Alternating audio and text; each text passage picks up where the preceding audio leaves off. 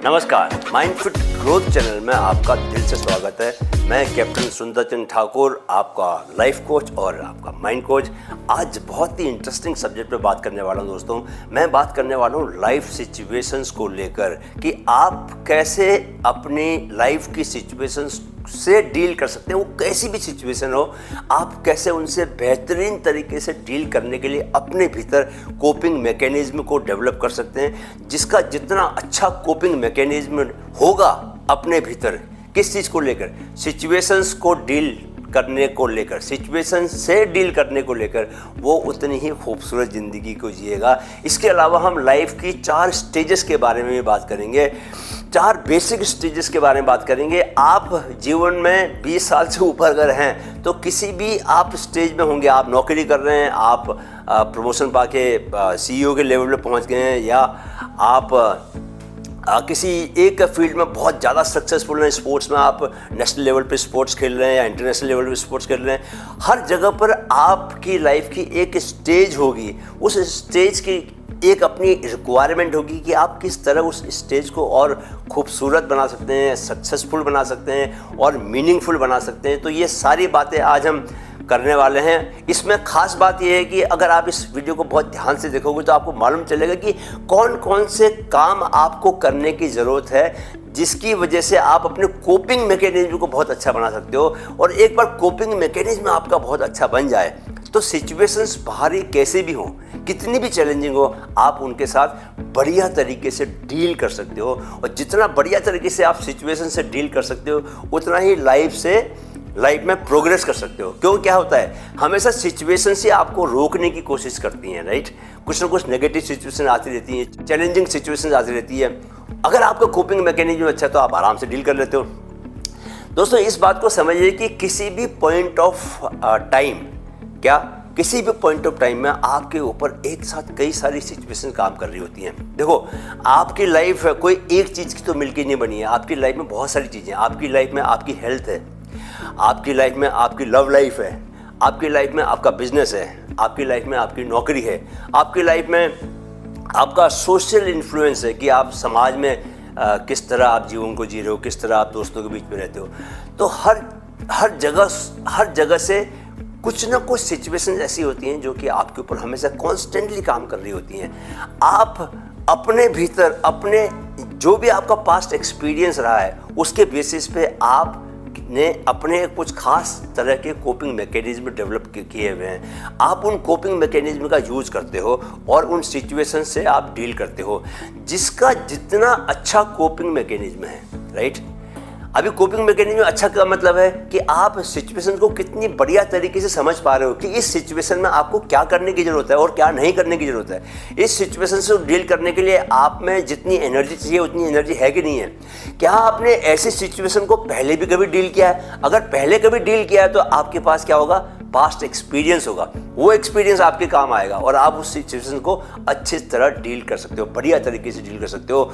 और उससे ओवरवेल्म हुए बिना उसके घबराए, जितना आप उससे घबराओगे नहीं, जितना आप ओवरवेल्म नहीं होगे, उतना आप उस चीज़ को समझोगे यार इससे मेरे को निपटना कैसा है, उतना आप उससे बढ़िया तरीके से निपटोगे। जितना बढ़िया तरीके से निपटोगे उतना आपकी लाइफ जो है वो ग्रो करेगी, राइट।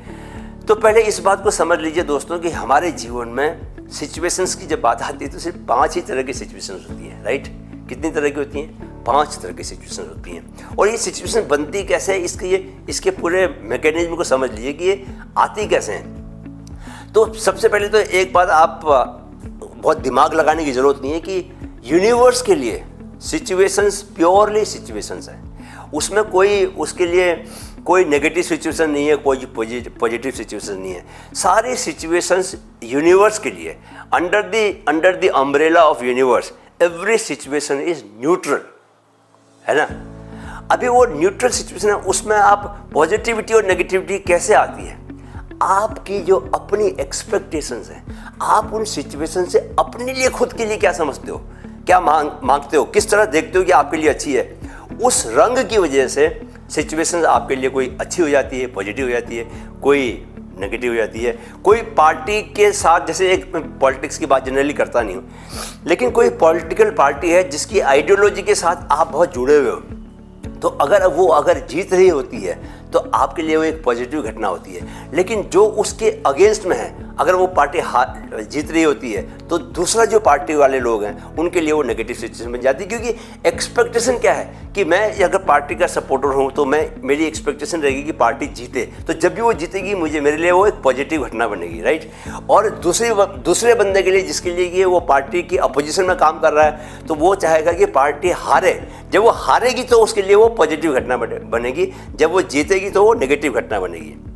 सो घटनाएं पॉजिटिव और नेगेटिव कैसे होती हैं? आपकी अपनी एक्सपेक्टेशन से होती हैं। जब घटनाएं एक्सपेक्टेशंस को सिर्फ मीट कर रही होती हैं, जैसे मैंने ये सोचा कि यार सुबह मैं 6 बजे उठूंगा और मैं सुबह 6 बजे उठ गया, तो ऐसी घटनाएं क्या है, इनको हम बोलते हैं कि दे आर दी वैसे तो सारी घटनाएं न्यूट्रल हैं under the umbrella of universe, लेकिन ऐसी घटनाएं विशेषकर न्यूट्रल कही जाती हैं, न्यूट्रल मानी जाती हैं, कि जिनको क्या किया कि आपकी जैसी एक्सपेक्टेशन एग्जैक्टली वैसी हो गई। आपने सोचा कि कल होगा, कल मंडे है, कल मैं ऑफिस जाऊंगा, आप चुपचाप ऑफिस से घर से निकलते हैं, तो it's a neutral kind of situation. लेकिन आपने सोचा कि यार कोई चीज़ को लेकर आपने कुछ एक्सपेक्ट किया और आपको एक्सपेक्टेशन से बेटर मिल गया, ज़्यादा मिल गया। आपने सोचा कि यार आपके ऑफिस से आपको जो इस साल इंक्रीमेंट है वो 5% मिलने वाला है, और इंक्रीमेंट मिल गया आपको 8%, 10% मिल गया, तो वो क्या हो जाएगा आपके लिए? वो इंक्रीमेंट मिलना एक आपके लिए पॉजिटिव घटना हो जाएगी, राइट। और अगर वो घटना जो है वो अगर आपकी जो आपने एक्सपेक्ट किया है वैसा ना मिले, आपको 5% की जगह 3% मिले, बस हो गया, तो क्या होगा कि वही घटना आपके लिए क्या हो जाएगी? नेगेटिव हो जाएगी। सो पहले पॉजिटिव और नेगेटिव इस तरह बनती है। तो एक तो हो गई सिंपल पॉजिटिव। इसके अलावा क्या होता है कि कभी कभी लाइफ में आपने महसूस किया होगा, आपने देखा होगा, आपके साथ भी ऐसा कभी हुआ होगा, मेरे साथ तो ऐसा हुआ है, 3-4 बार हो चुका है मेरे पास, जबकि आप जितना एक्सपेक्ट कर रहे होते हैं उससे कहीं ज़्यादा मिल जाता है, जिसको हम हिंदी में बोलते हैं ना कि भगवान ने छप्पड़ फाड़ के दे दिया। आप तो सोच रहे थे कि जरा सा होगा, पता चला पूरा आसमान ही फट गया, मतलब बारिश इतनी ज़्यादा हुई। तो ऐसी जो घटनाएं होती हैं उनको हम बोलते हैं मिरेकल्स, चमत्कार।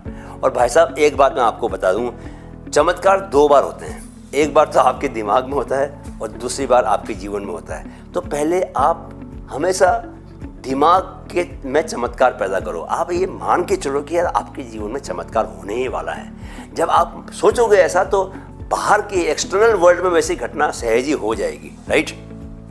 तो जब आप क्या करते हो कि आपको उम्मीद से कहीं ज़्यादा मिल जाता है, hundreds of times of your expectation, तो वो पॉजिटिविटी की साइड में, तो वो क्या होता है, उसको हम बोलते हैं मिरेकल्स। और अब हम अगर नीचे की साइड में आए तो एक्सपेक्टेशन की, देखो इसको आप देखिए, जो चित्र सामने आपको स्क्रीन पे आ रहा है उसको देखिए। जो बीच की जो लाइन है वो क्या है? वो एक्सपेक्टेशंस की लाइन है। वो न्यूट्रल सिचुएशन है जहाँ पर क्या हर सिचुएशन आपकी एक्सपेक्टेशंस को मीट कर रही है, जितना सोचा उतना मिला हो, क्या है, तो वो न्यूट्रल सिचुएशंस हो गई, राइट। उसके ऊपर है पॉजिटिव सिचुएशन, जितना आपने एक्सपेक्ट किया उससे थोड़ा सा आपको ज़्यादा मिला, बेटर मिला है, राइट, तो वो पॉजिटिव घटनाएं होगी।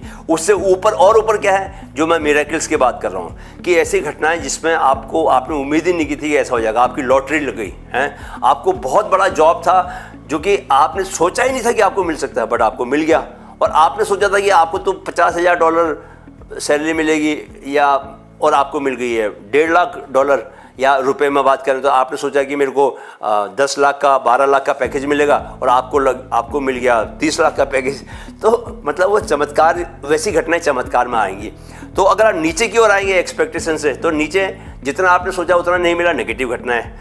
और फिर क्या, जीवन में कुछ कई घटनाएं ऐसी होती हैं, देखिए जीवन जन्म के बाद से ही क्या होता है, मृत्यु की ओर बढ़ने लगता है।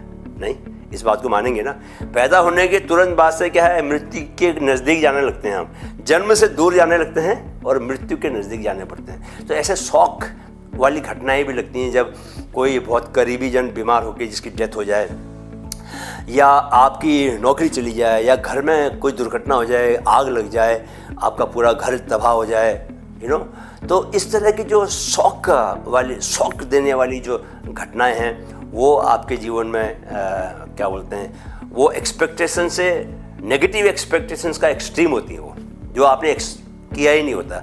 तो ये 5 तरह की सिचुएशंस हैं, इनसे आपको आए दिन डील करना पड़ता है। वो फील्ड कोई भी हो आपका, मैंने आपको बोला शुरू में कि आपके ऊपर बिजनेस का फील्ड है, वहाँ से सिचुएशंस कुछ आपके ऊपर हावी हो रही होती हैं। आपकी जो पर्सनल लाइफ है, रिलेशनशिप्स हैं आपका जॉब है, आपकी हेल्थ है। तो इन सब से डील करने के लिए आप किस तरह से, आप अंदर से क्या सोच रहे हो कि यार ये आपके साथ हो क्या रहा है, और अंदर से आपको कितना आप अपने ऊपर भरोसा है, उसके बेसिस पे हर आदमी इन सिचुएशन से अलग अलग तरीके से डील करता है। कोई आदमी बहुत जल्दी घबरा जाते हैं, ओवरवेल्म हो जाते हैं, तो उनका जो रिएक्शन है वो सिचुएशंस को और ख़राब करता है। कई लोग जो हैं वो कॉन्फिडेंट बने रहते हैं, इवन जो वर्स्ट काइंड ऑफ सिचुएशंस में भी उनके मन में भरोसा रहता है कि यार यूनिवर्स उनको रास्ता दिखाएगा और बाहर लेके जाएगा। तो वो लोग क्या करते हैं, वो लोग बहुत धैर्य से, पेशेंस से काम करते हैं, और कितनी भी ऑड सिचुएशन हो, कितनी भी चैलेंजिंग सिचुएशन हो, उसके साथ निपट लेते हैं। तो ये इस बात को, पॉइंट को याद रखिए कि आपके भीतर का जो कोपिंग मैकेनिज्म है वो कितना स्ट्रांग है, इस पर निर्भर करता है कि आप किस तरह अपनी लाइफ के विभिन्न फील्ड्स में आने वाले चैलेंजेस का मुकाबला कर पाते हो, राइट। अच्छा, अब मैं आपको बताता हूँ कि लाइफ की स्टेजेस के बारे में। लाइफ की दोस्तों 4 स्टेजेस होती हैं। कितनी? 4 स्टेजेस होती हैं। तो आपको ये जो कोपिंग मैकेनिज्म है, ये कोपिंग मैकेनिज्म को अलग अलग स्टेज में अलग अलग तरीके से आप यूज़ करते हो। तो लेट्स सी कि फाइंड आउट कि कैसे हम लाइफ की स्टेजेस कौन सी होती है, पहले तो ये समझते हैं, फिर हम ये समझेंगे कि यार कोपिंग मैकेनिज्म को कैसे हम उस लाइफ की स्टेज में यूज़ करेंगे, सो दैट कि वो लाइफ की स्टेज को हम नीचे से ऊपर की ओर लेके जाएँ, राइट। तो सबसे जो पहली स्टेज होती है लाइफ की, वो होती है विक्टिमहुड की स्टेज। क्या? विक्टिमहुड। विक्टिमहुड में क्या होता है दोस्तों कि आपके ऊपर ना सिचुएशंस काम कर रही होती हैं, आप सिचुएशंस के अधीन होते हो, ठीक है, आप परिस्थितियों के गुलाम होते हो। जब कभी विक्टिम स्टेज वाला जो व्यक्ति होता है उससे आप बात करोगे तो वो हर अपनी सिचुएशन के लिए दूसरे लोगों को जिम्मेदार ठहराएगा, दूसरे लोगों को ब्लेम करेगा। तो विक्टिमहुड और ब्लेम का आपस में बड़ा स्ट्रॉन्ग कनेक्शन है। A person who is in this victimhood stage, he will always blame other कि यार इसकी वजह से मेरा ये हो रहा है। तो मेरे को अगर नौकरी अच्छी नहीं चल पा रही, मेरे को सैलरी ग्रो नहीं हो पा रहा, सैलरी इंक्रीमेंट नहीं हो पा रहा, अच्छा ग्रोथ नहीं मिल रही, तो उसके लिए कौन जिम्मेदार है? इसके लिए बॉस जिम्मेदार है, बिकॉज बॉस मेरे को पसंद नहीं करता, ठीक है। बॉस जो है वो बंगाली लोगों को भी पसंद करता है, और मैं बंगाली नहीं हूँ तो इसलिए मेरे को पसंद नहीं करता, इसलिए अच्छा काम करते हुए भी मेरे को इंक्रीमेंट नहीं देता। अगर मेरी हेल्थ ख़राब है तो इसके लिए शहर की हवा ख़राब है, शहर का पोल्यूशन ख़राब है, शहर में इतना पोल्यूशन है कि फेफड़े ख़राब हो जाते हैं। अगर मेरी रिलेशनशिप ख़राब है तो आजकल की लड़कियां पता नहीं क्या क्या उम्मीद करती है लड़कों से कि सारा काम लड़के करेंगे। अरे भाई, लड़के हैं, लवर्स हैं, हम पेरेंट्स थोड़ी हैं कि पेरेंट्स की तरह ख्याल करें हर चीज़ का। तो हमारे पास वैसे भी टाइम, तो हर चीज़ के लिए आप you name a thing for everything. अगर मैं महिलाओं की बात करूँ, को लड़कियों की बात करें, तो बहुत सी लड़कियां ऐसी बातें करते हुए मिल जाती हैं कि मैं अपनी लाइफ में बहुत कुछ कर सकती थी, लेकिन मैं क्या करूं, मेरे को एक तो सास ही ऐसी चिड़चिड़ी मिली है, जब देखो तब सर पे सवार रहती है। मेरा हस्बैंड देखो, मतलब बाकी लोगों के हस्बैंड क्या है कि इतना लोगों को, इतनी वाइफ्स की हेल्प करते हैं और अपना टाइम निकालते हैं, उनके ग्रोथ में भी हाथ देते हैं, खुद भी अपनी मेहनत करते हैं। लेकिन मेरी तो किस्मत ही फूटी थी कि मुझे ऐसा हस्बैंड मिला जो खुद को ही नहीं संभाल पाता, वो मुझे क्या संभालेगा। तो इस तरह से आप दूसरे लोगों को जो ब्लेम करते हो, और लाइफ जो आपके ऊपर लाइफ हो रही होती है, आप कुछ क्रिएट नहीं कर रहे होते, life is happening to you, you are not making life happen to you. देखा, ये फर्क होता है। तो इसलिए तो जब कभी आप विक्टिमहुड स्टेज में हो तो उस वक्त आपका जो सोचने का जो पैटर्न है वो बहुत ज़्यादा नेगेटिव होता है, राइट। विक्टिमहुड में क्या होता है कि सबसे पहले तो आप लोगों को ब्लेम करते हो, जो भी आसपास आपके लोग रहेंगे, सास रहेगी, पिताजी रहेंगे, घर वाले रहेंगे, इवन टू सब बॉस रहेगा, दोस्त रहेंगे, कलीग्स रहेंगे, सब में कुछ फॉल्ट निकालेंगे आप। अगर लोग नहीं हैं, लोगों से चूक गए आप, तो फिर आप उसके बाद इनटेंजिबल थिंग्स, चीज़ों की ओर को ब्लेम करने लग जाते हो, ठीक है। फिर आप ऐसी चीज़ें ले आते हो कि यार देश की इकॉनमी बहुत ख़राब है तो हम बिज़नेस मेरा अच्छा नहीं चल रहा, आप ये देश का सिस्टम ही बहुत ज़्यादा ख़राब है तो सिस्टम पर ब्लेम, मतलब सिस्टम दिख तो रहा नहीं ना, आप पिन पॉइंट कर नहीं सकते। या फिर आप बोलोगे, फिर इस हद तक भी चले जाते कि मेरा भाग्य खराब है, ग्रह नक्षत्र खराब है, मेरा राहु का साया चल रहा आजकल। तो कुछ ना कुछ आपको बहाने मिलते रहेंगे। ये होती है विक्टिमहुड स्टेज। इसके बाद की जो ऊपर की स्टेज होती है, इसके ऊपर जो होती है उसको बोलते हैं अवेयरनेस की स्टेज। अवेयरनेस की स्टेज क्या होती है दोस्तों कि अवेयरनेस के स्टेज में आपको ये पता होता है कि जीवन में आपको जो सक्सेस चाहिए उसके लिए क्या काम करने की ज़रूरत है। आपके पास एक अचीवर्स कॉन्शियसनेस आ जाती है। क्या आ जाती है? अचीवर्स कॉन्शियसनेस, कि आपको लाइफ में जो सक्सेस जो अचीव करनी है डिफरेंट फील्ड्स में, आपको ये पता होता है कि इसके लिए मुझे क्या करना है। आपको पता है कि यार रिलेशनशिप में अगर आपको सक्सेस चाहिए तो आपको टाइम देना पड़ेगा, आपको पेशेंस से काम करना पड़ेगा, आपको टाइम इन्वेस्ट करना पड़ेगा। स्पाउस के साथ आपको वीक में एक दिन ऐसा निकालना पड़ेगा जिस दिन आप बाहर घूमने जा रहे हो, you are spending time together. साथ में लेके आप अपनी ऑफिस की भी कई बार पार्टीज में लेके जा रहे हो। You know, she should always feel कि आप उसका सबसे ज़्यादा ख्याल रखते हो, राइट। तो इसी तरह आपको कोई प्रोजेक्ट मिला, उस प्रोजेक्ट में आपको सक्सेसफुल होने के लिए आपको चाहिए कि यार मेरे सारे कलीग उसमें कंट्रीब्यूट करें, तो आप उनसे 1-to-1 रिलेशन वैसा ही बनाओगे, आप उनको उसी तरीके से काम के लिए मोटिवेट करोगे।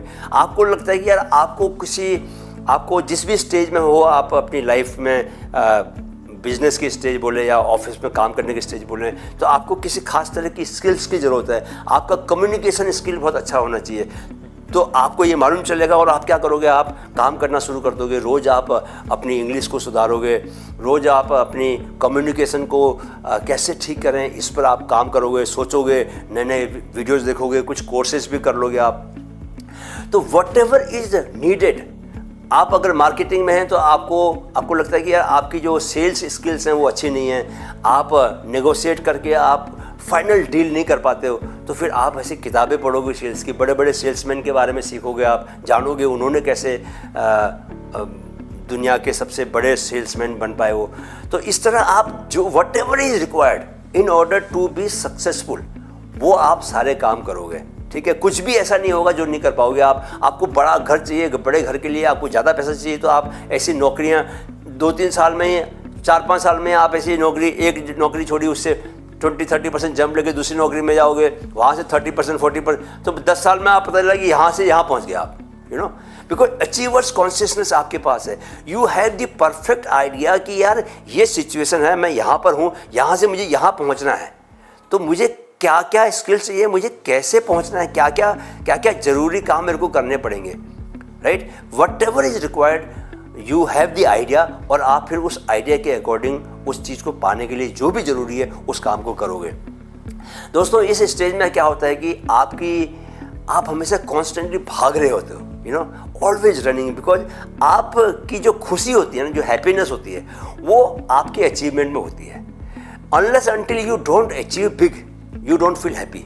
तो आपको बड़ा मकान चाहिए, आपको कलीग का आपने बोल दिया इसका मेरे से अच्छी जगह पे मकान है, इसका तो मरीन ड्राइव में मकान है, तो मुझे भी मरीन ड्राइव में मकान चाहिए।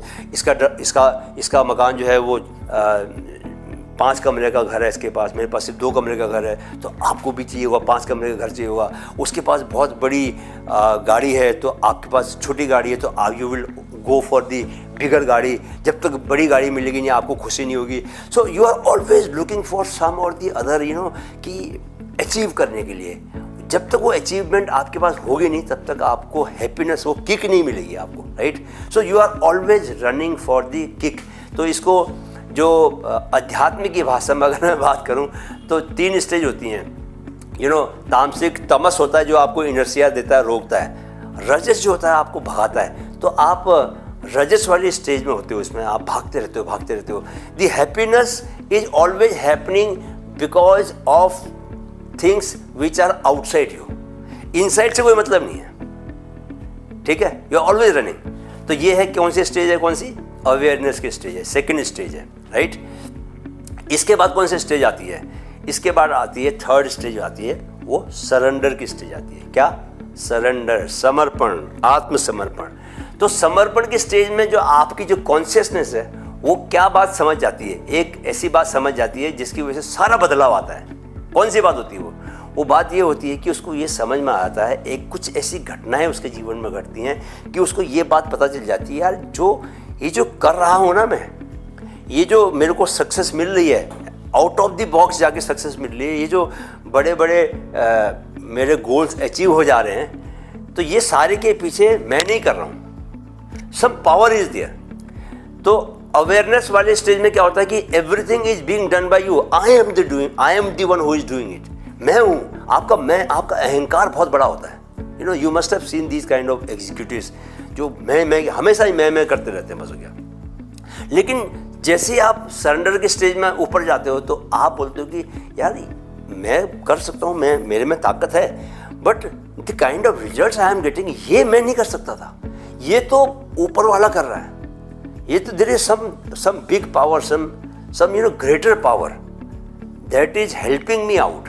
तो आप क्या करते हो, आप एक बड़ी सर्वशक्तिमान जो जिसको सुपर परमात्मा बोलते हैं या इसको बोलते हैं कि सुपर पावर बोल सकते हो आप, उसकी ओर आप इंक्लाइन होते हो in the sense that you understand कि ये जो सारी आपको सक्सेस मिल रही है वो आपको किसी दूसरे की मदद से मिल रही है। इसकी वजह से क्या होता है कि आपके जो भीतर जो सेकेंड स्टेज में जो दौड़ लगाने वाली बात थी ना, हैप्पीनेस जो बाहर तलाश कर रहे थे, अब आप हैप्पीनेस को भीतर तलाश करने लग जाते हैं, राइट। ये बहुत बड़ा शिफ्ट है कि जब आप जो चीज़ को एक्सटर्नली तलाश कर रहे थे अब उसको इंटरनली तलाश करने लग जाते हो। और दोस्तों ये ऐसा मत सोचिएगा कि ये चीज़ें जो है वो तभी होंगी जब आप बहुत सीनियर लेवल पर पहुँच जाओगे या 50 साल के हो जाओगे तभी होगा, ऐसा ना।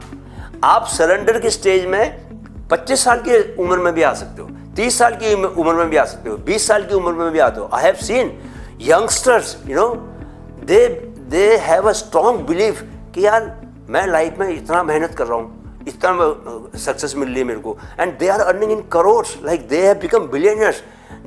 And if you talk to them you will realize कि उनके अंदर अहंकार है ही नहीं। दे डोंट थिंक कि उन्होंने काम किया है, दे विल ऑलवेज से कि मेरे साथ तो ऊपर वाला है, ऊपर वाले ने मेरी मदद की इसलिए मैं ऐसा कर पाया। सो ये जो थॉट प्रोसेस है ना कि जहाँ पर कि आप सरेंडर करते हो और आपका अहंकार बहुत छोटा हो जाता है, तो वो ये आपकी लाइफ में इंटरनल ब्लिसफुलनेस बहुत लेके आता है, आंतरिक खुशी लेके आता है। आंतरिक खुशी आने से आपके चारों ओर आपके सराउंडिंग में आप पॉजिटिव वाइब्स भेजते हो। Everyone starts liking you know such people जो कि अपनी सफलता के लिए ऊपर धन्यवाद दे रहे हैं। तो ऐसे जो सॉफ्ट लोग होते हैं, यू नो, जिनमें अहंकार बहुत कम होता है, ऐसे लोगों की हर व्यक्ति इज्जत करता है, हर व्यक्ति उनको अच्छा मानता है। तो जब ऐसा होता है तो उनको और ज़्यादा सक्सेस मिलने लग जाती है फिर, बिकॉज सक्सेस का क्या मतलब है कि the people who you are interacting with they have a high regards for you, they feel very positive vibes coming from you, they want to interact with you, they want to have business with you, they want to deal with you। तो वो सब कुछ अब आपसे मिलने लग जाता है उनको, तो वो इसलिए आपको उनके साथ और सक्सेस मिलती जाती है। सो ये एक बहुत ही पॉजिटिव रूप बन जाता है सक्सेस मिलने का, right. Then you keep going. बहुत ऐसे लोग बहुत ऊपर जाते हैं, तो बहुत यंग एज में भी बहुत एक्स्ट्रा ऑर्डिनरी उनको इनकम मिलने लग जाती है, एक्स्ट्रा ऑर्डिनरी सक्सेस मिल जाती है। ये तीसरी स्टेज है। अच्छा, एक बात का ख्याल रखें कि ये सारी जो स्टेजेस है ना ये इंटरचेंजेबल है। ऐसा नहीं कि आप सरेंडर के स्टेज में आ गए तो सरेंडर के स्टेज से नीचे नहीं जा सकते। हो सकता है आप सरेंडर की स्टेज कुछ समय के लिए आपने अच्छा महसूस किया और उसके बाद फिर दोबारा से आप कहाँ चले गए, अवेयरनेस के स्टेज में चले गए। तो ये जो सारी स्टेजेस होती हैं इनमें नीचे से ऊपर, ऊपर से नीचे चलता रहता है, यू नो। कभी आप कुछ समय के लिए आप सरेंडर की स्टेज में, फिर आप अवेयरनेस के स्टेज में आ गए, फिर कुछ समय ऐसा हो गया आपके साथ कि आप फिर विक्टिम मोड में चले गए, सबसे नीचे लग गए। बहुत सारे लोगों के जीवन में सिचुएशंस ऐसी आती है वो हैंडल नहीं कर पाते, कोपिंग मैकेनिज्म खराब हो जाता है। तो जब कोपिंग मैकेनिज्म खराब हो गया तो फिर से नीचे घुस गए, तो विक्टिम मोड में चले जाते हैं। फिर वो दे स्टार्ट ब्लेमिंग अदर्स कि इसकी वजह से ऐसा हो गया, इसकी वजह से ऐसा हो गया। जो चौथी स्टेज है वो है सेल्फ एक्चुअलाइजेशन की, राइट। मतलब आप वो स्टेज ऐसी है कि जैसे गौतम बुद्धा की स्टेज है जहाँ पर यू हैव अंडरस्टूड कि the whole world, the complete universe is one. एक ही यूनिवर्स है, एक ही तरह की फोर्स है, एक ही एनर्जी है हर जगह पर। हमने उसको अलग अलग माया, यू नो, माया हमारे ऊपर हावी है, हम उसको अलग अलग तरीके से देखते हैं, लेकिन असल में सब कुछ एक है। तो अभी आपके लिए मैं इस स्टेज पर ज़्यादा इम्फेसिस नहीं दूंगा बिकॉज ये स्टेज बहुत बात की स्टेज है। तो आपके लिए वो जो बाकी की जो तीनों स्टेज है वो बहुत ज़रूरी है। तो दोस्तों अब बात उठती है कि यार ये तीनों स्टेजेस को मैनेज करने के लिए हम लोग क्या क्या करें लाइफ में। मैं आपको ये बताना चाहता हूँ, कुछ बेसिक काम हैं, उन कामों को आप करोगे तो आप अपने आप से विक्टिमहुड स्टेज से आप क्या करोगे, आप ऊपर की स्टेज, अवेयरनेस के स्टेज में जाओगे, जहाँ पर कि आपकी अचीवर्स कॉन्शियसनेस बनेगी आपकी। उसके बाद फिर आप सरेंडर की स्टेज में जाओगे। तो वो काम क्या क्या हैं? देखो, पहले तो आपको ना छोटे छोटे अपने कामों को करने की हैबिट बनानी पड़ेगी।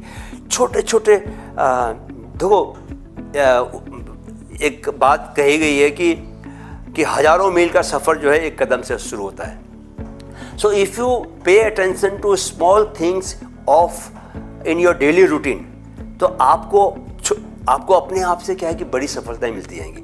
ऐसा कुछ होता नहीं कि बड़ा कुछ नहीं होता लाइफ में कि एकदम से कोई एट द टाइम आप एक ही कदम उठा सकते हो। ठीक है, आप हर कदम को मजबूती से उठाइए। तो विक्टिमहुड में क्या है कि खुद पर भरोसा करना बहुत ज़रूरी है, अपने ऊपर भरोसा करना और छोटे छोटे कदम उठाना। ये काम अगर आप सबसे पहले आप करने लग गए तो अपने आप से आपको जब छोटी छोटी सफलताएं मिलेंगी, वो सफलताएं आपको क्या रीइंफोर्स करती हैं आपके पॉजिटिव थॉट्स को। और सारा खेल जो है ना पॉजिटिव थॉट्स का है कि किस तरह आपको पॉजिटिव थॉट्स बिल्ड करने हैं। तो धीरे धीरे आप पॉजिटिव थॉट्स आपके बिल्ड होते रहेंगे तो आपको अपने ऊपर भरोसा जागता रहेगा।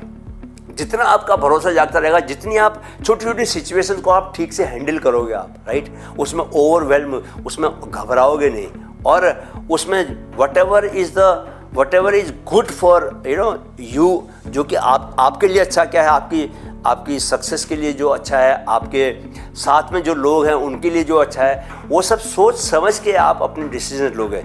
तो जब आप ऐसा करोगे, एक सेंस ऑफ रिस्पॉन्सिबिलिटी अपना बढ़ाओगे, राइट।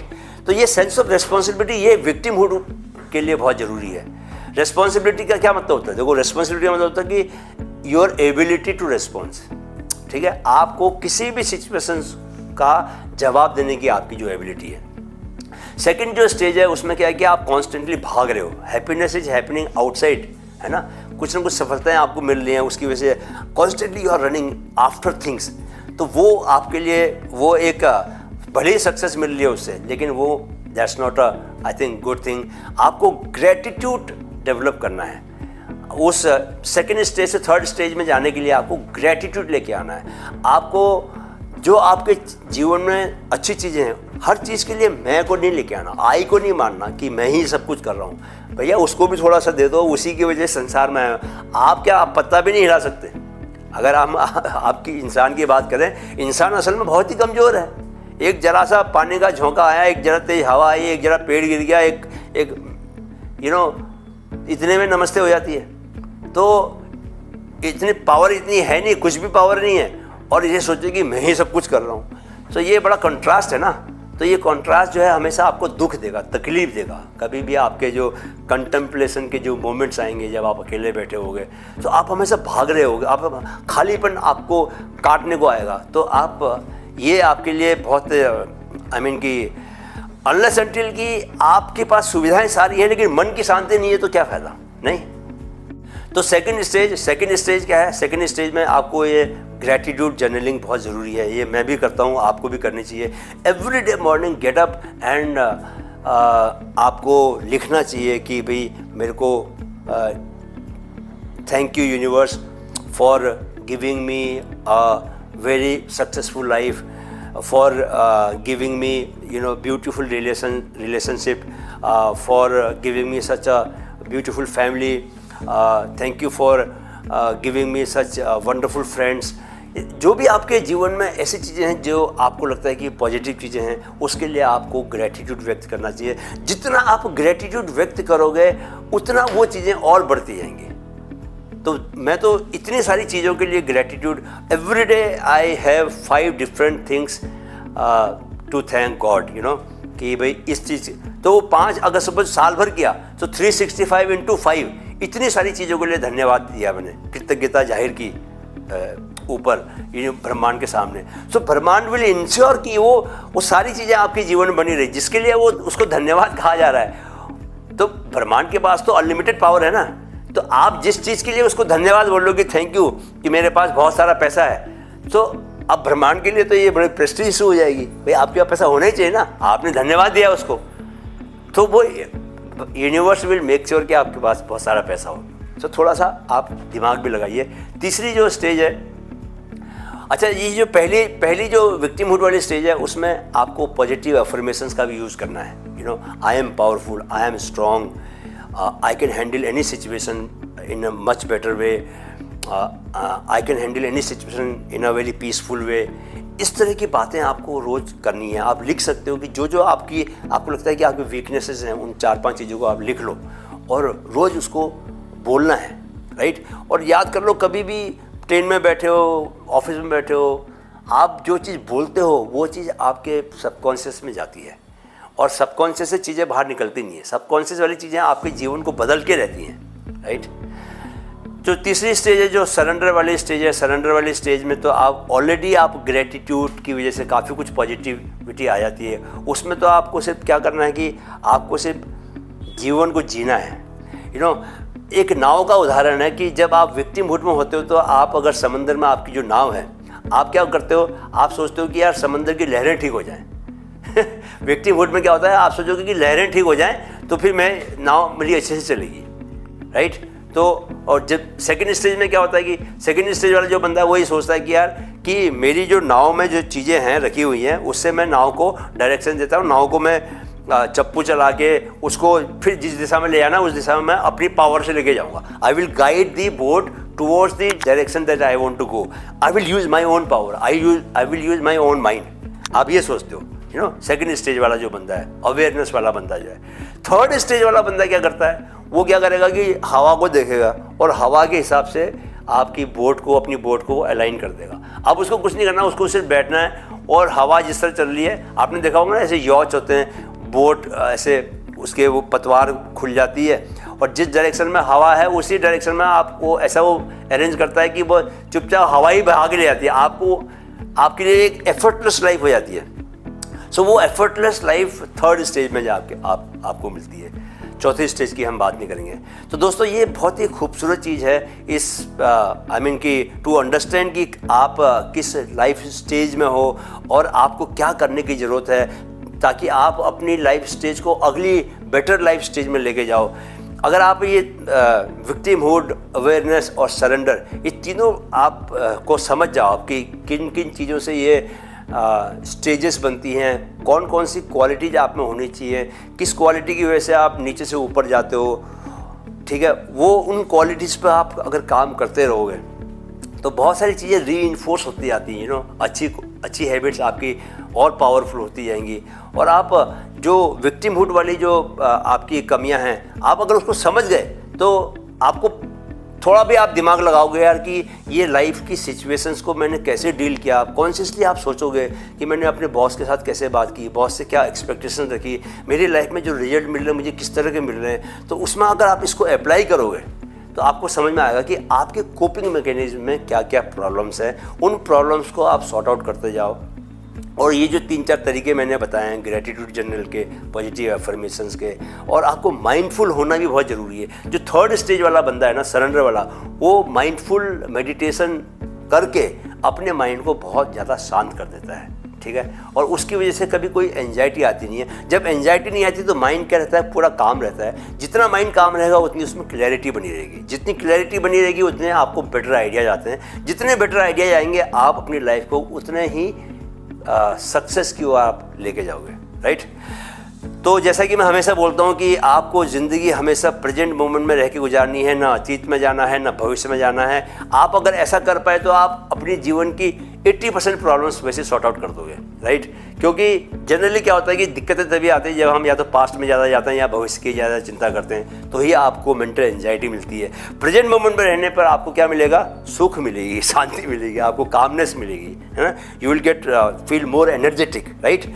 और साथ में जाने से पहले जैसा कि हमेशा मैं करता हूँ कि हमारे जो चैनल की जो टैगलाइन है, अच्छा इससे पहले मैं आपको ये आपको रिक्वेस्ट करना चाहूँगा कि अगर आपको वीडियो पसंद आया तो आप इसको लाइक और शेयर जरूर कर लें और इस चैनल को सब्सक्राइब करें ताकि आप कोई भी चीज़ को मिस ना करें, किसी भी वीडियो को मिस ना करें। Because I am going to really work very hard कि किस तरह से मैं अपनी पर्सनल ग्रोथ पर काम करूं और जो जो चीज़ों पर मैं खुद काम कर रहा हूं वो चीज़ों को मैं आपको बताने वाला हूं, सो दैट कि आप भी उस पर काम करें। रिसर्च करना ये सब काम मेरा है, आपको सिर्फ एग्जीक्यूट करना है, राइट। आपको I am giving you the easier part of the deal. तो उतना करने के लिए आपको कम से कम सब्सक्राइब तो करना ही पड़ेगा। दोस्तों क्या बोलते हैं कि जो मैं जाने से पहले हमेशा बोलता हूँ, हमारी जो टैगलाइन है कि कुछ भी संसार में ऐसा नहीं है जो कि असंभव है, इम्पॉसिबल कुछ भी नहीं है, आई एम पॉसिबल ही है। बस हो गया, आपके मन में वो विचार आना चाहिए। मन में है तो मुमकिन है, मन में है तो मुमकिन है। नमस्कार।